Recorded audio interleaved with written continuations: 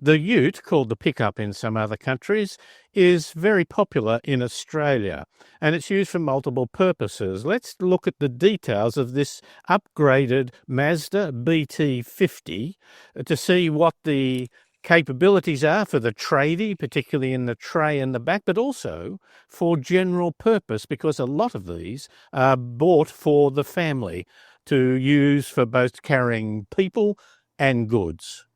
Mazda wants to reinforce the tough image of its utility, which is very common in all the brands.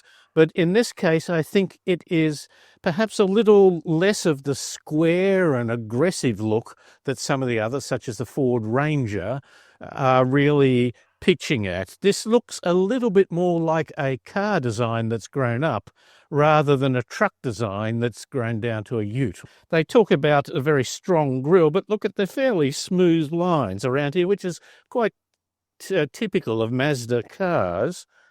And the lighting, again, is not as aggressive or as angular or as hard-lined as some other utilities in particular. But going down the side, the thing I really like here is it's got good road tyres on it, so it's not making too much noise. There's obviously not low profile, even though this one's called the GT. We'll touch on that. And fairly smooth, simple waistline. The GT, of course, comes with certain things like these features, which are important. We'll talk about the colour in a moment as well. Simple layout. Now, the back. They use words in the PR, mountain ridge design in the back here. One of the great things I like about it, quite simply, is that when you open this, you have hydraulic arms. Maybe getting more common, but gee, I tell you what, I like that. And another reason why, it just becomes so easy to put it up. A first world problem, perhaps, but it just makes it all in all easy. Oh, by the way, down the side here, I should have noted, it's about 1.4, no, a little, about one, not quite 1.4 meters. My memory is that some of the others are even a little taller. It does make it very hard to get access in. This, I think, is just a little shorter than some, but let's have a look at the space in the back. You know, if you took these wheel arches out, you'd almost have a square. It doesn't look like it when you do this, but it's a 1.4, about that, almost exactly 1.443. Try and give it all of its worth. But you know what? The width of it is very similar too. That one's about 1.41. So it's almost square. It doesn't look like it, does it? But that's the nature of it. Of course, the intrusion of the wheel arches is the big issue. The liner here is part standard depending on what model you get. The base models aren't come with it, but you can order a huge number of features. So everything we talk about in the levels that you can get, and there's 4 levels in this, for particularly the dual cab ute, every level you can probably option up the features that you might want in particular without going to the more expensive super variation that they offer. If you value independent journalism or simply enjoyed the video, please support the channel by hitting like and subscribe. The Mazda BT-50 comes with 3 basic body shapes. You can get a flatbed at the back, ideal for tradies who want to customize particularly how they use that space. You can also then get the freestyle, which is a normal front seat plus a little bit, but of course then the dual cab, which is most popular with families, of course, is the 2 doors, extra seats. So we'll talk about the extra seats, which are not exactly luxurious or expansive. And then there are 4 levels of features, comfort, and a bit of style. And they start at the XT, which is pretty basic. They then go to the XTR. Now, that actually adds a lot of the functional features to them, including tow bars, which you might be able to add as an extra, but this comes as a standard freestyle package. So there's a lot of functional features there. You then go to this one, which is the GT. Now, I think that's a rather funny use of the word GT. There's nothing about performance. We have come to think of GTs as performance-type vehicles. This is more just a little bit of bling. It has things like electric seats and dual climate control inside. So it makes it a bit more comfortable. But you'll note that both this comes with a very bright colour, but there's none of these style features here, or even the flares over the mudguards. Now, that's often quite the items that other people are using to give that testosterone look, that muscular sort of feature.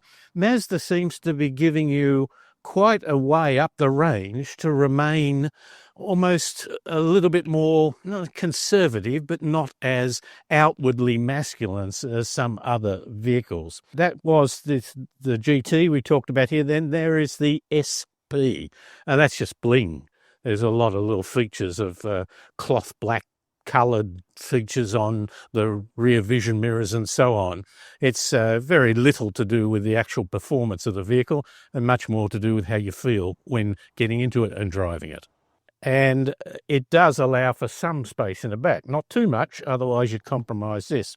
So if you look in the back here, you can see that there's reasonable leg room, but there's a very, very sharp, steep back seat. This is a bit like sitting in a very conservative school where they say, I can't make you sit up straight, so I'll make you do it, because the back is so straight. And it remains another thing too. It makes it particularly hard to pretty good room to get in, but it does make it, that's not bad there, is it? It does make it particularly hard to put on a baby seat and to anchor it.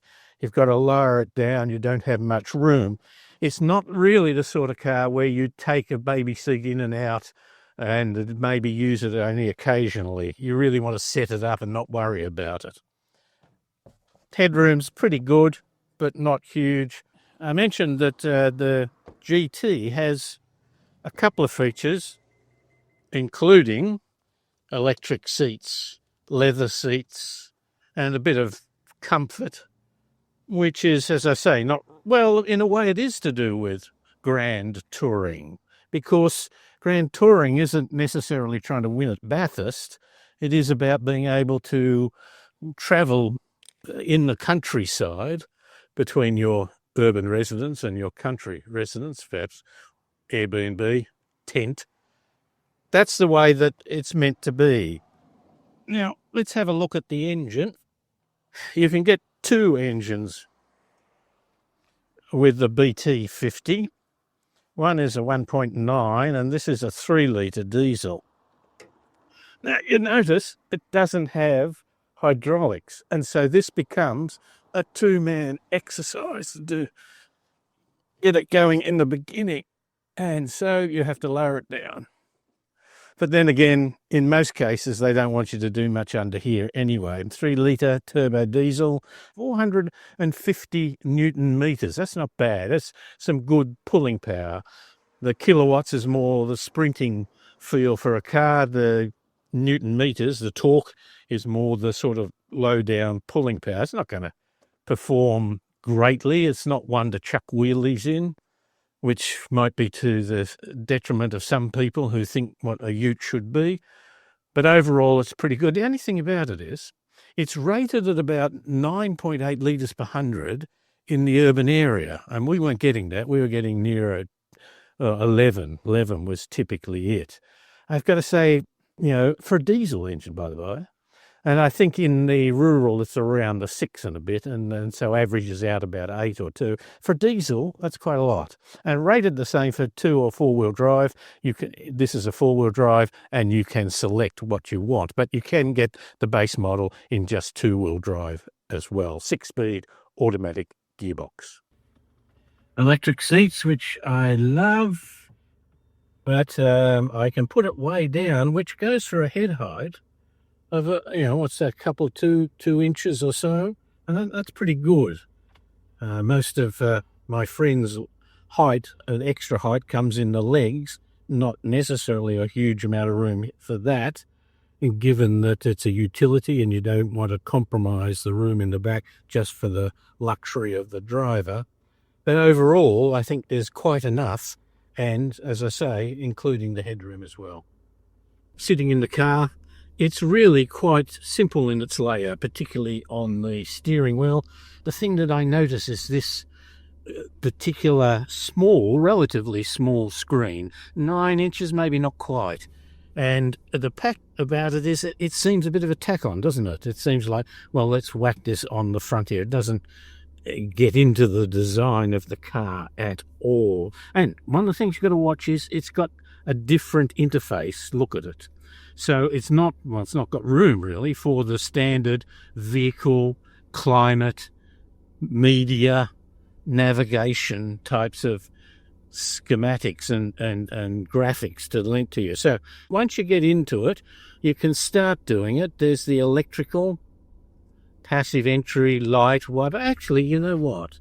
I find that actually quite simple. It's once I used to, it took me just a little bit, but angles, well, that doesn't change anything. It just shows you what you're doing, including which way your wheels are pointing. That's the power and where it's coming from, and the transfer. That's not really much to tell you there. Apple CarPlay Connect. Sometimes Mazda's, the connectivity to get it started doesn't flow as easily or as quickly as some. But connect, I can connect. I've got into my Apple CarPlay settings. Now the settings here, again, the simplicity of that is rather nice. Sometimes there's so much stuff in there. This seems to make simple conclusions. I can change the base, I can change the display. Not a huge lot of choices. The Bluetooth, I can add a device, Wi-Fi, and camera. Anything I say about the camera is, and it does have static guidelines. Why you wouldn't keep them, I don't know. Anything I say about the camera is I'm finding it hard to see, particularly in glary light. Perhaps that's why it's made it so dark. But one thing this does do, it's got in the car and the system and that are things like detecting the car, automatic braking. Gee, I tell you what, I nearly turned it off. I'm in a residential area that has narrow streets, so you're constantly stopping, maybe pulling over a bit, let the other person park. But as you move up to do that, it thinks that you're about to run into a car and jams the brakes on. I'm pretty sensitive about scraping wheels or what have you, and you get this almost grinding, sudden stop to it. Maybe that's not a Mazda issue. That's perhaps a general issue. But at very slow speeds, I don't know. Although, in reverse, love that, because I was backing out and there was a bike behind me I hadn't seen. It will not only warn me, great idea, but it can also put on the brakes. Oh, by the way, I'm also on the very coarse aggregate section of road. Why that's on a motorway is a cost-saving exercise, which I think is beneath the quality of the road, or the quality that it should be. So, and although it's coarse, it's not as intrusive as I have felt in other things as well. Now, I can use my cruise control, and I can turn it on and set, and I can increase, and I'm hoping, of course, that it's an adaptive cruise control.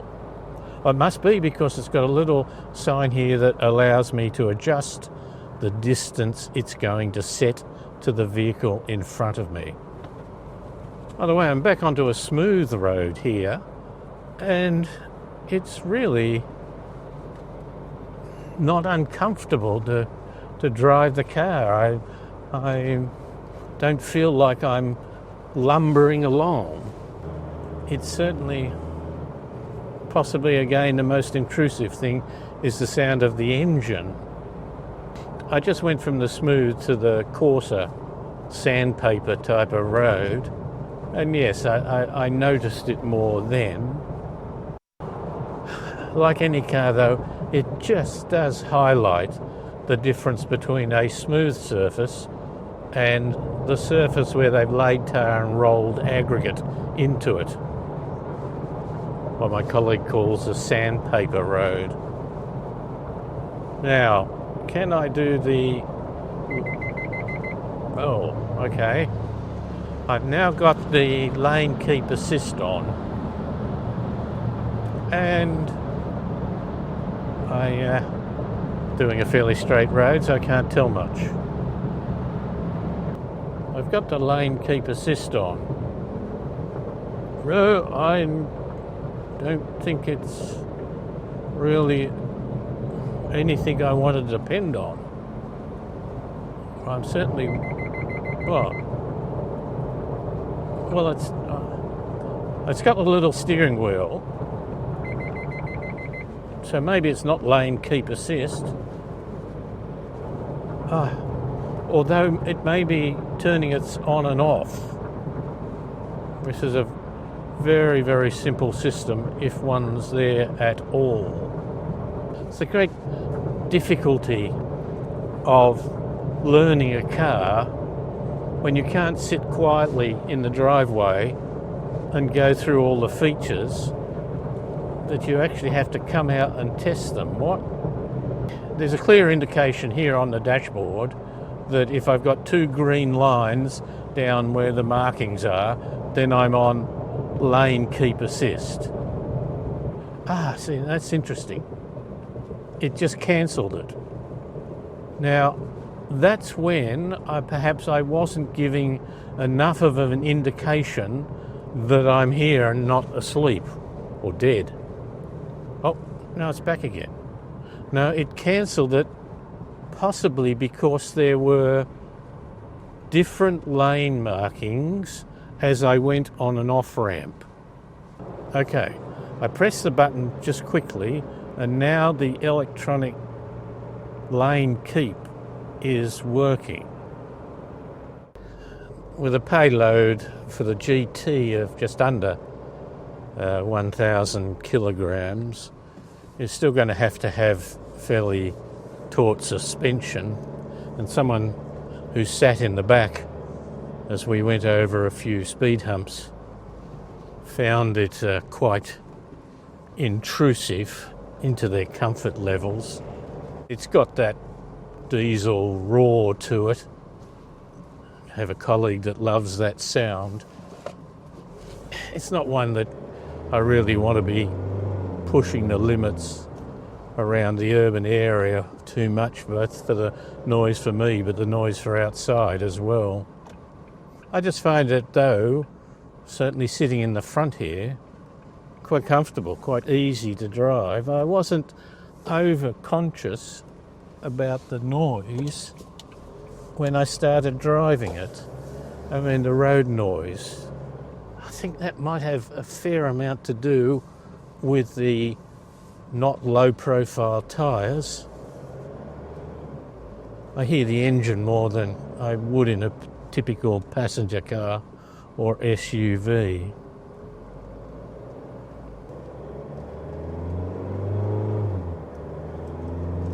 Accelerating up a hill, moderate acceleration still brings in a lot of engine noise. Have your own thoughts? We'd love to hear them. Good, bad, or in between. Have a chat with us by dropping a comment below.